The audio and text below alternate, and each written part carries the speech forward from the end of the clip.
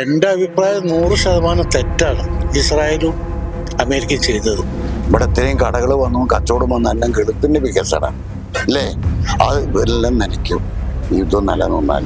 വേറൊരു തീവ്ര മനോഭാവമായിട്ടുള്ള മുന്നോട്ട് പോക്കുള്ള പ്രതിഷേധങ്ങളാണ് ഇപ്പൊ മനസ്സിലാക്കാൻ പറ്റുന്നത്. അത് രാജ്യത്തിനോടുള്ള സ്നേഹത്തിനൊന്നല്ല. ഇപ്പൊ ലോക പോലീസ് കളിക്കുകയാണല്ലോ ഇപ്പൊ ട്രംപ്. അമേരിക്കൻ സാമ്രാജ്യത്തിൽ നടത്തുന്ന കടുത്ത കാടത്തം തന്നെ പറയാം. ഇസ്രായേൽ എന്ന ആ എന്താ ചെകുത്താൻ രാഷ്ട്രം എന്ന് വേണമെങ്കിൽ പറയാം. നമസ്കാരം. പശ്ചിമേഷ്യ വീണ്ടും സംഘർഷങ്ങളുടെ ഭൂമികയാവുകയാണ്. ഇസ്രായേലും ഇറാനും തമ്മിലുള്ള സംഘർഷത്തിനിടയ്ക്ക് അമേരിക്ക കൂടി കടന്നു വരുന്നതോടുകൂടി പുതിയ പോർമുഖങ്ങളാണ് തുറക്കുന്നത്. ഇറാന്റെ പരമോന്നത നേതാവിന്റെ മരണത്തിലേക്ക് അടക്കം നയിച്ച ഈ പുതിയ സംഘർഷം ഇന്ത്യക്കാരെയും ആശങ്കയിലാക്കുന്നുണ്ട്. ലക്ഷക്കണക്കിന് ഇന്ത്യക്കാരാണ് വിവിധ ഗൾഫ് രാജ്യങ്ങളിലായി കുടുങ്ങിക്കിടക്കുന്നത്. ഇവരിൽ നിരവധി മലയാളികളുമുണ്ട് എന്നുള്ളത് ആശങ്ക വർദ്ധിപ്പിക്കുന്നു. നിലവിൽ ഈ യുദ്ധത്തെക്കുറിച്ച് എന്താണ് നമ്മുടെ ജനങ്ങൾക്ക് പറയാനുള്ളത്? മറുനാടൻ പൊതുജനങ്ങളോട് അഭിപ്രായം ചോദിക്കുകയാണ്. കോഴിക്കോട് ബീച്ചിലാണ് ഞാനിപ്പോൾ ഉള്ളത്. നമുക്ക് ഇവിടെയുള്ള ആളുകൾക്ക് ഈ നിലവിലെ സാഹചര്യത്തിൽ പശ്ചിമേഷ്യയിൽ നടക്കുന്ന സംഘർഷങ്ങളെ കുറിച്ച് എന്താണ് പറയാനുള്ളത് എന്ന് ശ്രമിക്കാം. എൻ്റെ അഭിപ്രായം 100% തെറ്റാണ് ഇസ്രായേലും അമേരിക്കയും ചെയ്തത്. എന്താണെന്ന് വെച്ചാൽ ഇറാൻ എന്ന് പറയുന്ന രാജ്യം ഒരു 5000 കൊല്ലത്തെ സംസ്കൃതിയുടെ ഉള്ള രാജ്യമാണ്. കാരണം ഇന്ത്യയായിട്ട് അത്രയും നല്ല ബന്ധത്തിൽ പൂർവികമായ കാലഘട്ടത്തിലുള്ള ബന്ധമുണ്ട്. പക്ഷെ ഇപ്പം എന്തിനു വേണ്ടിയിട്ടാണ് ഈ ഇറാൻ ആർക്കും ഒരു ദ്രോഹം ചെയ്തിട്ടില്ല. ഒരു നാട്ടിൽ പോയിട്ട് അടിക്കുക, ഒരാളെ കൊല്ലുക, അല്ലെങ്കിൽ ഒരാൾക്ക് ഭീഷണിയാവുക എന്നുള്ള ഒരു പ്രവൃത്തി അവരുടെ ഭാഗത്ത് ഉണ്ടായിട്ടില്ല. പിന്നെ എന്താണ് ഇപ്പോൾ പ്രശ്നം എന്ന് വെച്ചാൽ അമേരിക്കൻ സാമ്രാജ്യത്തിന് മെയിനായിട്ട് എണ്ണയാണ്.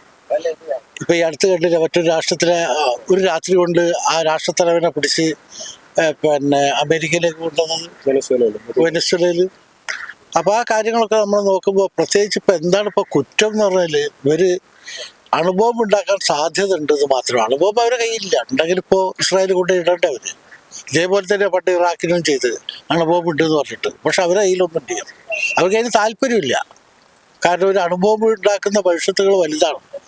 ഒരുപാട് കാരണം നമുക്കറിയാലോ, ഹിരോഷിമയിലും നാഗസാക്കിയിലും അമേരിക്ക ബോംബ് വർഷിച്ചിട്ട് ലക്ഷക്കണക്കിന് ആൾക്കാർ അംഗവൈകല്യങ്ങൾ സംഭവിച്ചു. 75,000 ആൾക്കാർ ആ സ്പോട്ടിൽ മരിച്ചു. ഇതൊക്കെ നമ്മൾ നമുക്കറിയുന്ന കാര്യങ്ങളല്ലേ. അപ്പോൾ അന്ന് മുതലേ ഒരു സാമ്രാജ്യത്വത്തിന്റെ തലവനായിട്ടാണ് അമേരിക്കന്റെ പോക്ക്. ഇസ്രായേൽ ഇറാൻ യുദ്ധം നടന്നുകൊണ്ടിരിക്കുകയാണ്. അതിൽ അമേരിക്ക സ്വീകരിക്കുന്ന നിലപാട് അത് എത്ര കണ്ട് ശരിയാണെന്നുള്ളതാണ് അഭിപ്രായം. അത് തീരെ ശരിയല്ല എന്നുള്ളതാണ് ഒരഭിപ്രായം. അതങ്ങനെ പറയാനുള്ള കാരണം ഒരു നീതിയല്ലാത്തൊരു വിഷയമാണ് ഒരു ഇവിടെ ചെയ്തുകൊണ്ടിരിക്കുന്നത്. ആരെയും അനുസരിക്കാൻ നിൽക്കാത്ത ഒരു ട്രംപ്, അത് അവർ പറയുന്നത് എല്ലാവരും കേട്ടുകൊള്ളണം വെക്കുന്ന ഒരു ജനസമൂഹത്തിൻ്റെ മുന്നിൽ അയാൾ ആരോ ആണ്. അത് മറ്റുള്ളവർക്ക് അവർ അങ്ങനെയാണോ എന്നുള്ളത് ചിന്തിക്കുന്നില്ല. അപ്പോൾ ആ വിഭാഗത്തിലാണ് ഞങ്ങളുള്ളത്. ഞാനുള്ളത്. ഇവിടെ ഈ ഇന്ത്യ മുന്നേറിയത് ഗൾഫ് കൊണ്ടാ. പണ്ടത്തെ ഇന്ത്യയല്ല, ഗൾഫ് കൊണ്ടാ. എത്ര 80 ലക്ഷം ജനങ്ങൾ ഇന്ത്യക്കാരുണ്ട് ഗൾഫിൽ.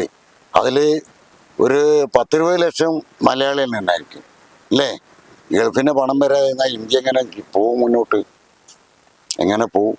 കുടുംബങ്ങൾ എങ്ങനെ ജീവിക്കും? ഇന്ന് ഈ ബീച്ചിൽ അലിഞ്ഞടക്കുന്ന ജോലിയും മറ്റൊക്കെ അടിക്കുന്ന ഗൾഫിൻ്റെ പണം കൊണ്ടാണ്.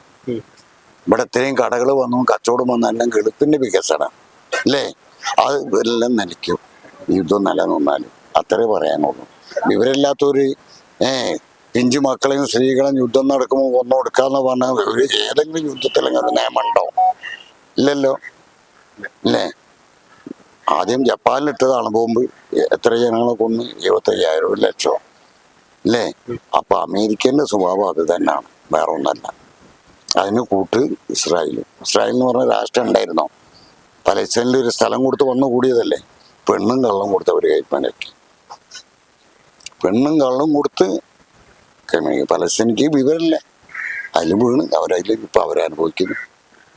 ലോകം നശിച്ചു. ഇപ്പോൾ ഗൾഫ് യുദ്ധം നടന്നുകൊണ്ടിരിക്കുകയാണ് അല്ലെ? അപ്പൊ ആ യുദ്ധത്തെ കുറിച്ച് ഇപ്പം അതൊരു അനിവാര്യமான യുദ്ധമാണെന്നാണ് കരുതുന്നത്. അല്ല, അത് അവരെ കണ്ടീഷനിൽ, അതായത് ഇപ്പോൾ ഇറാനിൽ ഉള്ള ഖമേനിനെ അവിടുത്തെ ജനങ്ങൾക്ക് തന്നെ രണ്ട് വിഭാഗം ആൾക്കാരുണ്ട് അവിടെ. അവർക്ക് പല ആൾക്കാർക്കും അദ്ദേഹത്തിന്റെ ആ ഭരണ സംവിധാനത്തിന് എതിർപ്പ് തന്നെയാണ്. അവിടെ നമ്മൾ പല സംവിധാനങ്ങളും നമ്മൾ കണ്ടല്ലോ. ഇപ്പോൾ പർദ്ദ ഒരുങ്ങായിട്ട് ആൾക്കാർ സമരം നടന്ന കണ്ട്, അതുപോലെ പല സമരങ്ങളും നമ്മൾ കണ്ടാണ്. അപ്പോൾ അദ്ദേഹത്തോട് എതിർപ്പുള്ള ആൾക്കാർ അവിടെ തന്നെ ഉണ്ട്. അത് പക്ഷെ മനസ്സിലാക്കാതെയാണ് ഇവിടെ കേരളത്തിൽ, അതായത് സത്യം പറഞ്ഞാൽ ഇന്ത്യയിൽ കൂടുതൽ എനിക്ക് തോന്നുന്നത് ഇതിന്റെ പ്രതിഷേധങ്ങളൊക്കെ നടക്കുന്നത് ഇപ്പോൾ ഇന്ത്യയിലാണെന്നാണ് തോന്നുന്നത്. കാരണം ഇന്ത്യയിലെ ജനങ്ങളിൽ ഒരു ചെറിയൊരു വിഭാഗം, അതായത് ഇവിടെ ഓരോരോ പ്രശ്നങ്ങൾ ഉണ്ടായിക്കൊണ്ടിരിക്കുന്ന ചെറിയൊരു വിഭാഗം, അവർ രാഷ്ട്രീയ പാർട്ടി ഉണ്ട് അതിൻ്റെ കൂടെ, അവരാണ് ഈ പറഞ്ഞ കാര്യങ്ങൾക്കായിട്ട് ഇവിടെ പ്രതിഷേധങ്ങളും മറ്റുള്ള കാര്യങ്ങളൊക്കെ ചെയ്ത് മുന്നോട്ട് പോകുന്നത്. ഞാൻ നോക്കുന്നത് എന്താ വെച്ചാൽ, നമ്മളവിടെ ഈ കാശ്മീരിൽ കുറേ നിരവധിക ആൾക്കാർ അതേമാതിരത്തെ സ്ഥലത്ത് ഇങ്ങനെ ടൂറിസ്റ്റിനായിട്ട് വന്ന ആൾക്കാരെ അവരവിടെ ഇച്ചിരി വെടിവെച്ച് കൊന്നു. ആ വെടിവെച്ച് കൊന്നതിന് ഇവിടെ ഒരാളും ഒരു പ്രതിഷേധങ്ങളും നടത്തിയില്ല. അവിടെ മറ്റുള്ള രാഷ്ട്രീയ പാർട്ടികളും മറ്റുള്ള കുറേ ആൾക്കാരും ഇതിനു വേണ്ടി പല പ്രതിഷേധങ്ങളും നടത്തിയിട്ടും ഈ കാണുന്ന ഇപ്പം നമ്മൾ ഈ പ്രതിഷേധം നടത്തുന്ന ഒരാളെയും നമ്മൾ ആ കാര്യത്തിൽ കണ്ടിട്ടില്ല. നമ്മുടെ സ്വന്തം രാജ്യത്ത് ഇങ്ങനെ കുറേ തീവ്രവാദികൾ കയറി ഇങ്ങനെ കുറേ ആൾക്കാരെ വെടിവെച്ച് പാവപ്പെട്ട ആൾക്കാരെ ചെറിയ കുട്ടികളെ മുന്നിൽ വെച്ച് കയറി നിഷ്ഠൂരം വെടിവെച്ച് കഴിഞ്ഞിട്ട് അവരെ അച്ഛനെയൊക്കെ വെടിച്ച് കൊല്ലുന്നത് കണ്ടപ്പോൾ അതിന് പ്രതിഷേധിക്കാൻ നമ്മളെ ഈ നാട്ടിലുള്ള ഈ കേരളത്തിലുള്ള ഈ പറയുന്ന ഇപ്പം സമരം നടത്തുന്ന ഒരാളെയും ഇതിൽ കണ്ടിട്ടില്ല. അപ്പോൾ ഇതൊക്കെ വേറൊരു തീവ്ര മനോഭാവമായിട്ടുള്ള മുന്നോട്ട് പോക്കുള്ള പ്രതിഷേധങ്ങളാണ് ഇപ്പം ഇതിനകത്ത് മനസ്സിലാക്കാൻ പറ്റുന്നത്.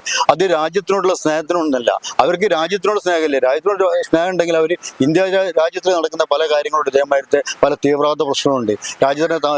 രാജ്യത്തിനെ പിന്നെ അസ്ഥിരപ്പെടുത്താൻ വേണ്ടിയുള്ള പല കാര്യങ്ങളും നടത്തുന്നുണ്ട്. അതിലൊന്നും ഇവർ പ്രതിഷേധിക്കാൻ തയ്യാറില്ല.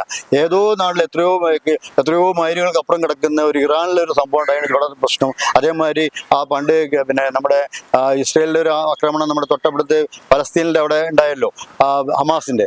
അതിനവിടെ ഇതേമാതിരി ഇവിടെ ഭയങ്കര പ്രതിഷേധങ്ങളും ഇവിടെ ഭയങ്കര ബാനർ പിടിച്ചിങ്ങായിട്ട് റോഡിൽ നടക്കലൊക്കെ ഉണ്ടായി. ഇതൊന്നും നമ്മുടെ നാട്ടിൽ നടക്കുന്ന ഒരു തീവ്രവാദ ആക്രമണത്തിന് ആർക്കൊന്നും പറയാനില്ല. അത് ശരിക്കും പറഞ്ഞാൽ അത് വളരെയധികം ഒരു വിരോധാഭാസകരമായ കാര്യങ്ങളാണ്. ഇതിനെതിരെ സത്യം പറഞ്ഞാൽ ഇവിടുത്തെ പ്രബുദ്ധരായ ജനങ്ങളാണ് ഇത് മനസ്സിലാക്കിയിട്ട് പ്രതികരിക്കേണ്ടത്. ഞാനിപ്പോൾ ഈ യുദ്ധത്തിൽ ഇന്ത്യ എടുക്കുന്ന നിലപാട് എന്തായിരിക്കണം ശരിക്കും? ഇന്ത്യന്റെ സ്റ്റാൻഡ് തന്നെ നിൽക്കുന്നുണ്ട്. ഇന്ത്യ പിന്നെ നമ്മുടെ നരേന്ദ്രമോദി അന്ന് അവിടെ ഇസ്രയേലിൽ പോയി വന്നു.